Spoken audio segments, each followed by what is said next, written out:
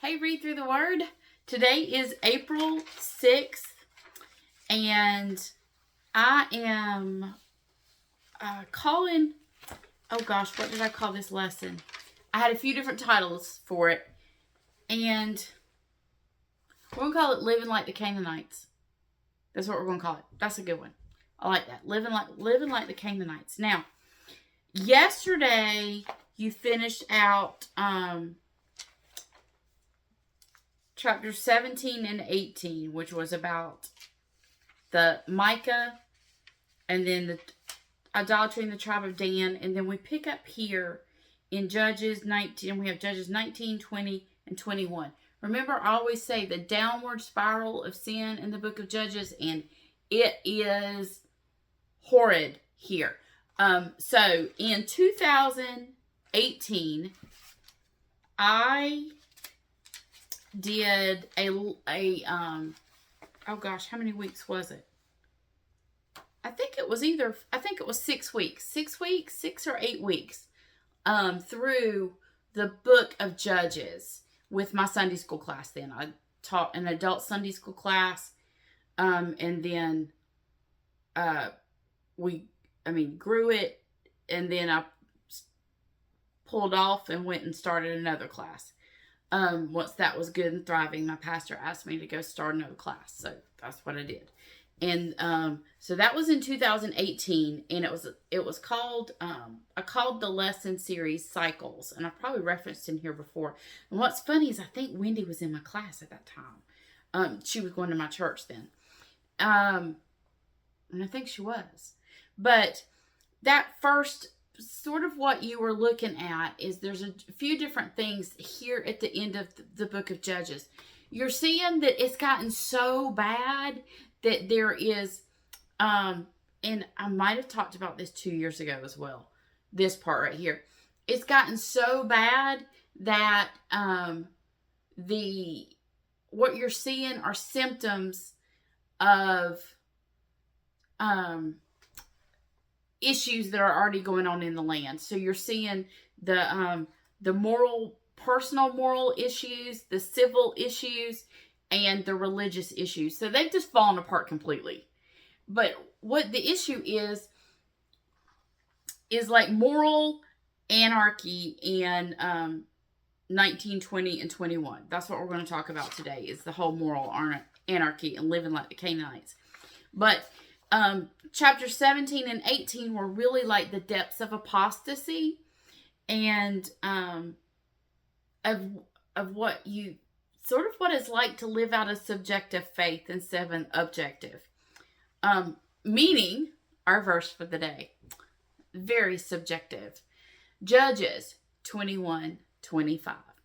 And in those days there was no king in Israel, and everyone did that which was right in their own eyes. Much like the world today. You have your truth. I have my truth. Very subjective. There's no moral absolutes. That's what's going on here. No moral absolutes. They are living like the Canaanites. It has become so bad you can't tell them apart from the people, the very people they did not drive out of the land. Remember how it said that in Judges chapters 1 and 2? That they did not fully drive out of the land. And so God let them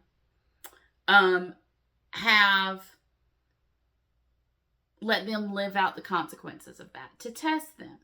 And it didn't go well. So they get stuck in this cycle of apostasy, a cycle of sin, a cycle of rebellion that continues throughout the book until when you get to this point, the whole point of these last 19, 20, 21, 3 chapters is you cannot tell the difference from the people of God from the Canaanites. You can't tell.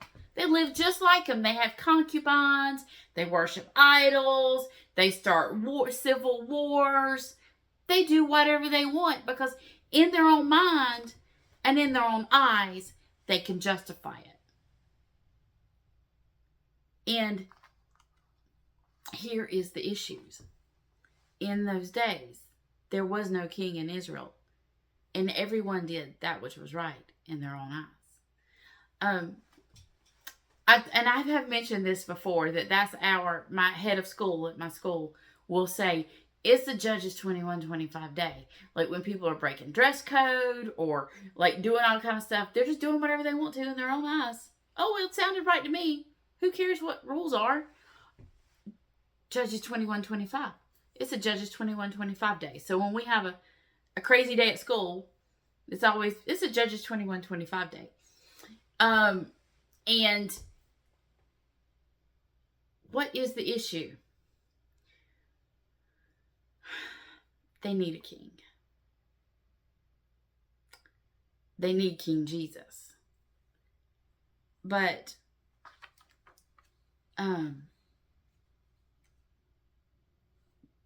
they needed someone to point them to God. Because all the remember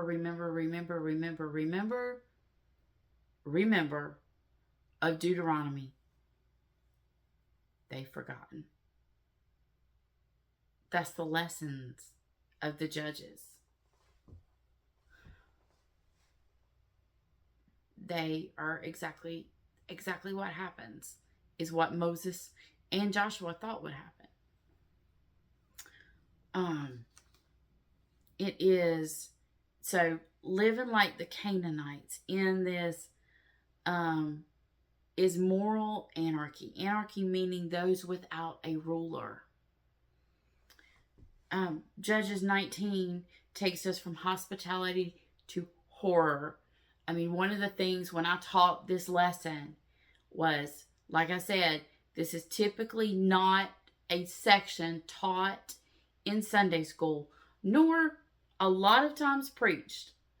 And so when I read this in class and went over it, like there were audible gasps in the room of people who were like, what? You mean he had a concubine? He chopped her up into pieces? Yes. No, because they look like the Canaanites. They don't look like Israel. They look like the Canaanites. You have hospitality to horror. You have a civil war. And then the wives were the Benjamites. It just goes nuts. All of this breaking of the laws of God and forgetting all the P's. Remember that they are a people in a place with a position for a purpose. They forgot it all. It's only there when it's handy for them. Because here's the issue. When Jesus isn't king, believers, oh my goodness, it's very true. It's like it is this living as the Canaanites. That believers are the same as the world. Ephesians.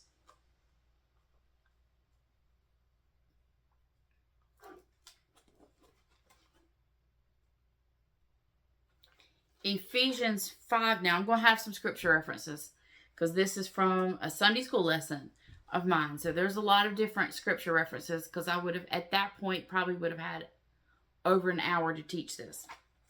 Don't have that right here. 5:1-6. This is, therefore, be imitators of God as beloved children and walk in love, just as Christ also loved you and gave himself up for us, an offering and a sacrifice to God as a fragrant aroma.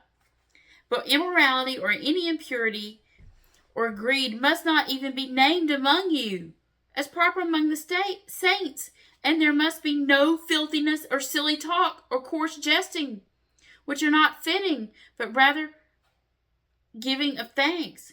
For this you know with certainty, that no immoral or impure person or covetous man who is an idolater has an inheritance in the kingdom of Christ and God.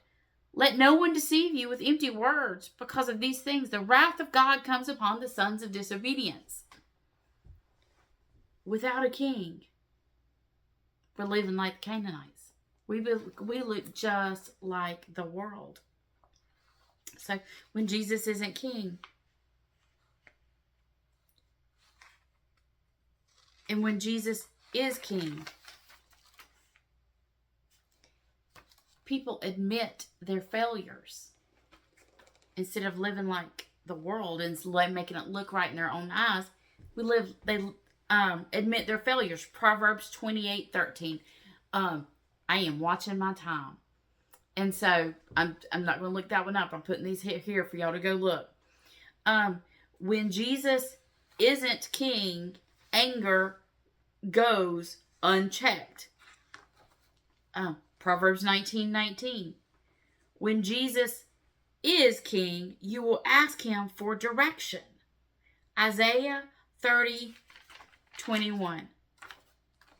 See, the lesson in the book of Judges is that what we know of our God, he's not going to leave his people like this.